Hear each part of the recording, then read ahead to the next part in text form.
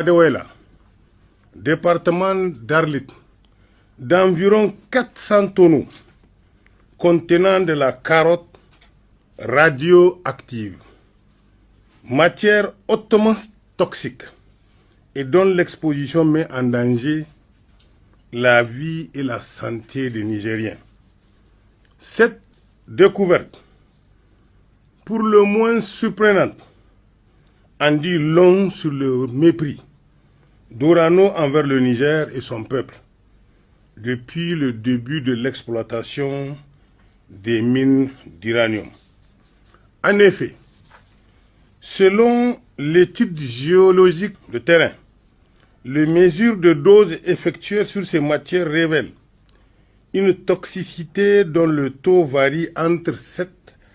à 10 microsieverts par heure, alors que la dose normale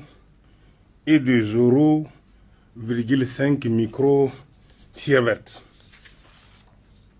Il faut aussi préciser que les échantillons prélevés ont mis en évidence l'association de deux produits, à savoir le bismuth 207 et le chrome X, susceptibles de contaminer une personne se trouvant à 10 mètres, avec pour conséquence le risque de troubles respiratoires aigus. À plus grande échelle, il est à craindre que des actes non encore découverts à ce jour produisent des conséquences beaucoup plus importantes que le simple bon sens aurait incité Orano à assumer plutôt qu'à vouloir éluder sa responsabilité dans le désastre écologique et social qu'elle a créé au Niger. De ce qui précède, il s'ensuit, en dépit de tous les contentieux engagés par Orano contre l'État du Niger, requêtes d'arbitrage multiples devant le CERDI et la CCIJA, que cette société n'a porté et continue de porter atteinte à la santé des populations nigériennes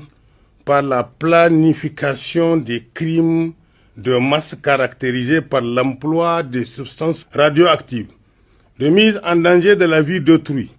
et de dégradation de l'environnement, se refusant même d'obtempérer à des décisions de justice rendues par nos tribunaux, qui lui enjoignaient de procéder à l'enlèvement, sinon au traitement de plusieurs millions de tonnes de déchets radioactifs laissés à l'air libre, avec toutes les conséquences que le monde de la science connaît et que nos communautés